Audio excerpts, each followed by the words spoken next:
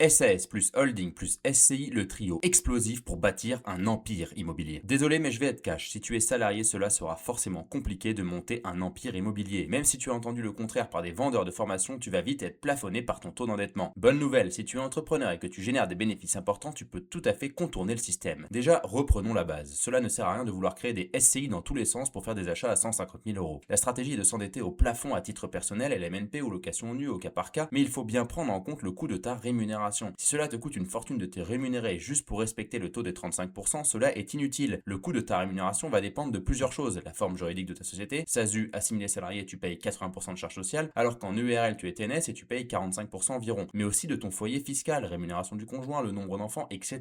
Et il existe un seuil au-delà duquel il n'est plus intéressant de se sortir de la rémunération. En effet, si tu payes 80% de charges sociales et après 41% d'impôt sur le revenu, ton investissement immobilier sera tout sauf rentable. C'est là que la holding présente son intérêt et tu vas faire remonter tes bénéfices après impôt sur société à ta holding, ce qui te permet de faire un apport pour un projet. Le régime Murphy permet cette remontée avec un faible frottement fiscal de à peu près 1%. Tu vas passer dans la catégorie des financements professionnels. La banque va regarder la renta du projet. Pas de plafond si le projet est rentable et surtout si ta société d'exploitation génère des gros bénéfices. Alors oui, pour investir, tu peux utiliser une SCI détenue par ta holding et toi-même, mais tu peux très bien aussi le faire par ta propre holding. Ce schéma fonctionne uniquement si tu veux investir en masse et que ta boîte génère de bons résultats. En effet, il y aura des coûts fixes de structure à absorber. Donc, alors prenons un exemple concret. Lola est présidente de SASU. Elle a une agence de communication et elle veut monter un empire immobilier pour sa retraite. Sa boîte cartonne. Elle génère plus de 300 000 euros de résultats. Elle a déjà réalisé plusieurs projets immobiliers locatifs par le passé. Pour réaliser ces projets, elle s'est versée une rémunération de 10 000 euros par mois. Le coût pour sa SASU, c'est 210 151 euros car il y a des cotisations sociales très élevées à 90 151 euros pour un salaire à 120 000 euros, un impôt sur le revenu au niveau du foyer de 30 175 euros et un net dans sa poche de 89 825 euros seulement. Alors, pour faire un nouveau projet, sa banque lui demande de nouveau d'augmenter encore sa rémunération pour être en dessous de 35% sur l'endettement. Ici, c'est totalement inutile. Elle va payer 41% d'IR sur le surplus et en plus 80% de charges sociales. Elle va donc réfléchir à une autre stratégie et apporter les titres de sa SASU à une holding en URL pour bénéficier du statut TNS. Un mandat de direction sera facturé ensuite entre la holding et la SASU du dessous. Elle va arrêter les bêtises et optimiser sa rémunération. Le coût pour son EURL sera cette fois-ci de 131 223 euros et un net dans sa poche à 73 424 euros. Elle peut même augmenter le montant du mandat pour optimiser le taux réduit d'IS et ensuite elle va pouvoir réinvestir le delta net d'impôt sur les sociétés grâce au régime Murphy, soit 78 336 euros environ à réinvestir. On le voit ici, Lola détient une holding et se rémunère sur cette holding qui elle-même bénéficie du régime Murphy avec sa SASU et donc les dividendes remontent de la SASU vers la holding et ensuite les dividendes vont être investis dans la SCI qui elle-même va investir dans plusieurs biens immobiliers. Tu le sais et ça tu dois le garder en tête, il faut mettre le moins d'apport possible pour de l'immobilier. Et si tu souhaites en savoir plus, abonne-toi et va écouter notre chaîne L'Art de la gestion patrimoniale sur YouTube.